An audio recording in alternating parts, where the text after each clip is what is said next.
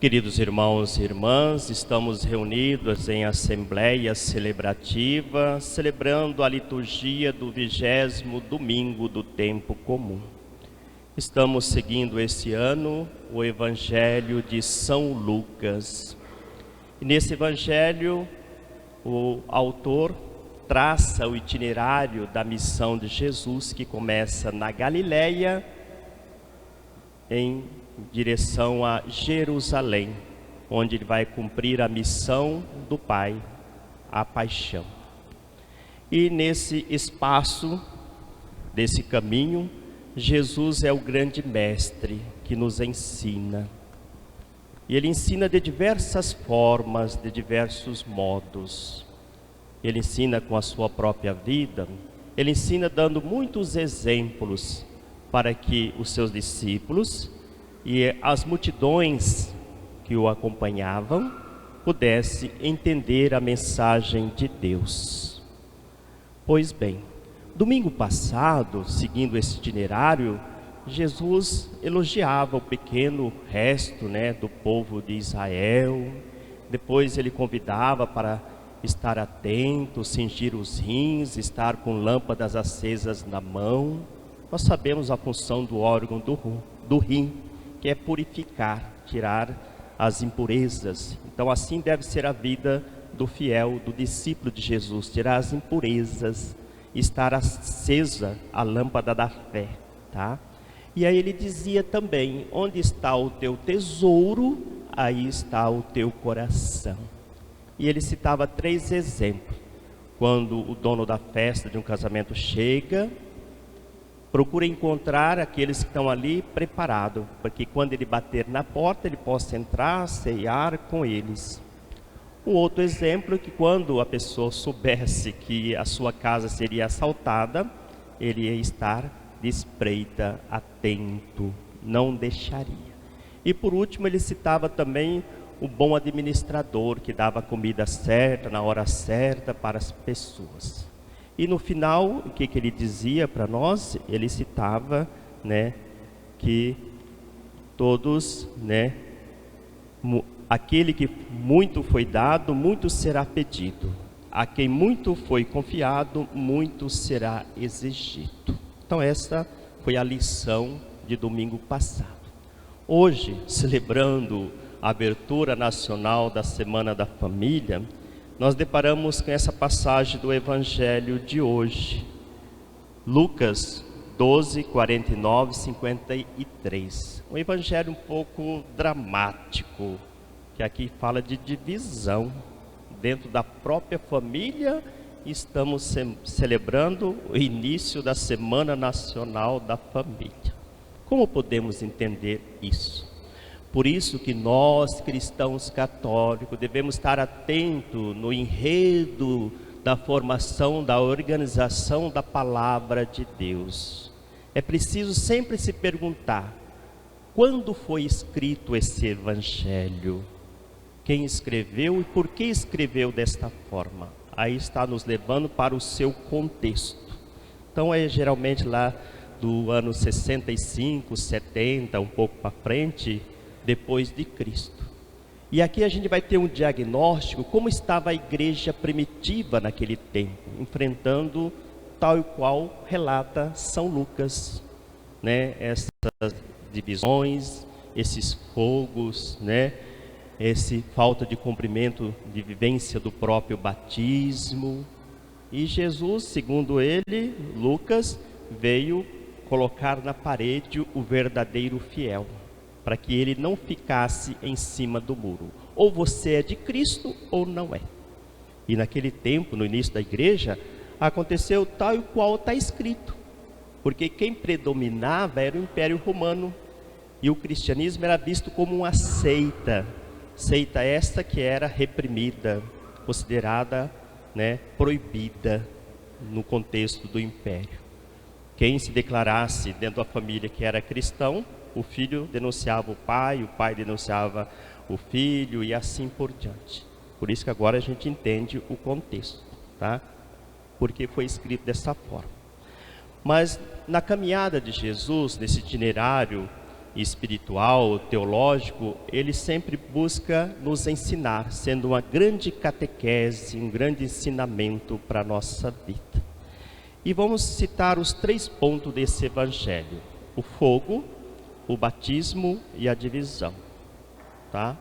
Por exemplo, o fogo no Antigo Testamento revelava a santidade de Deus. Ou seja, Jesus quer que essa santidade de Deus seja definida, e o fogo purifica, né?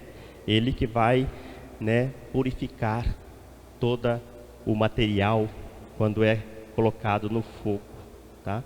Então, sendo essa santidade de Deus, Jesus veio anunciar isso, e o desejo dele é que já tivesse muitos com esta decisão do seu seguimento, da aceitação do anúncio do seu evangelho, do reino de Deus, da santidade de Deus, tá?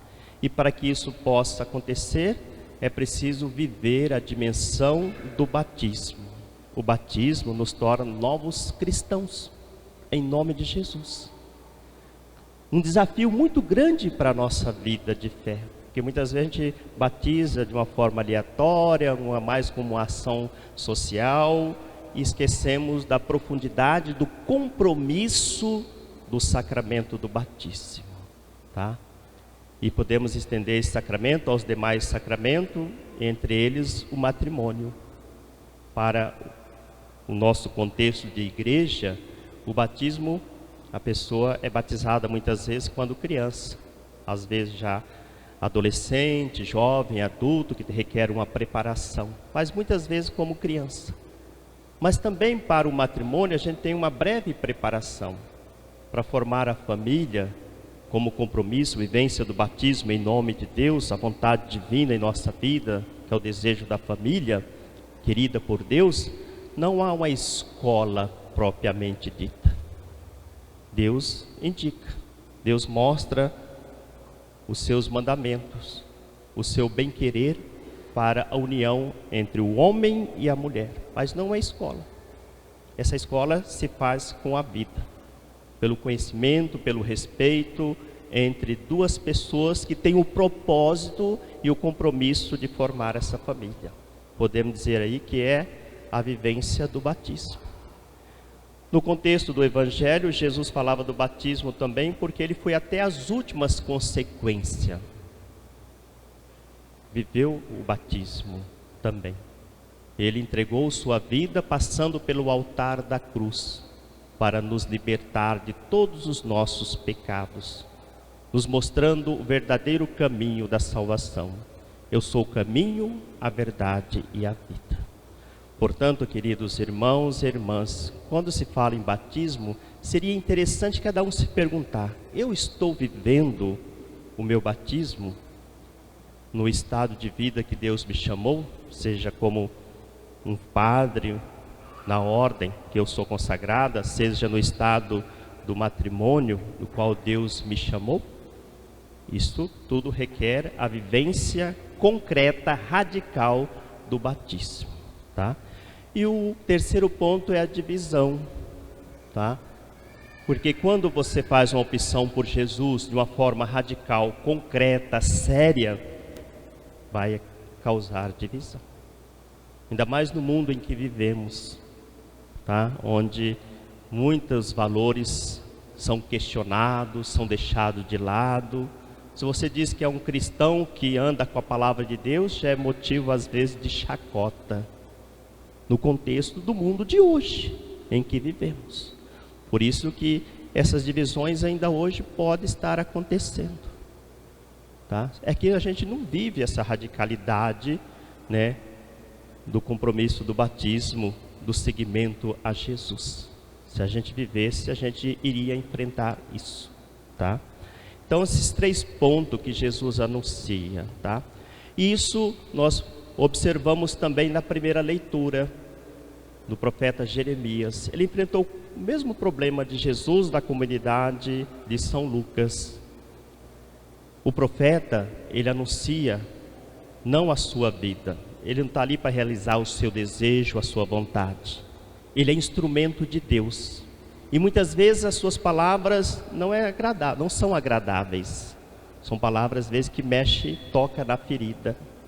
E ele tocou na ferida dos dirigentes do povo, do rei Sedecias, naquele tempo.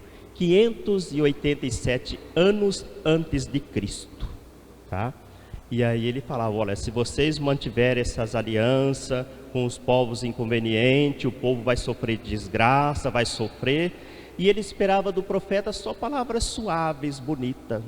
É que nem o padre numa pregação, o bispo, seja ele quem for. Às vezes a gente só espera palavras suaves, que tocam no coração, que sejam agradáveis.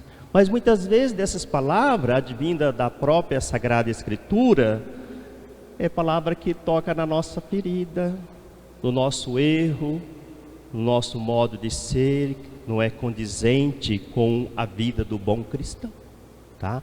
A minha família, às vezes é bonito falar em família, mas às vezes a pessoa fala de família da boca para fora, mas a vivência dentro do lar, da convivência, não é tão boa, falta muita coisa, tá? Ah, mas o Frei falou coisa que eu não gostei, então a missa serviu. Eu tenho ouvido de alguns pregadores por aí, diz que quando ele faz a reflexão, quando a pessoa sai lá fora reclamando que não gostou daquilo que o Frei falou, ou que o padre disse, é que a missa valeu. Porque a gente aqui não está para agradar, não. Está aqui para falar a verdade. E muitas vezes a verdade dói. A verdade nos toca lá naquela ferida nossa que nós não queremos curar, não queremos sarar, eliminá-la da nossa vida, tá? E o profeta Jeremias enfrentou tudo isso, por isso que ele foi lançado na cisterna de lodo.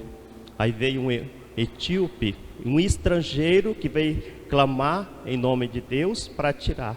É como diz o Salmo, tirou-me do lamaçal, né? Livrou meus pés do lamaçal, né? Da cisterna, do lodo. Assim o salmista canta, fazendo referência à primeira leitura, tá? Então Jeremias enfrentou isso, mas ele não deixou de cumprir, porque esse Deus que confia no ser humano, a sua proposta, como confiou em Jesus, até as últimas consequências, ele falou sempre a verdade, e a verdade levou a paixão pela cruz. Foi morto inocentemente, por defender a verdade, a vida, em todas as suas circunstâncias. Por isso que o profeta Jeremias vive essa dimensão. No final, Deus também perdoa, ou seja, liberta-o desse mal que ele está passando.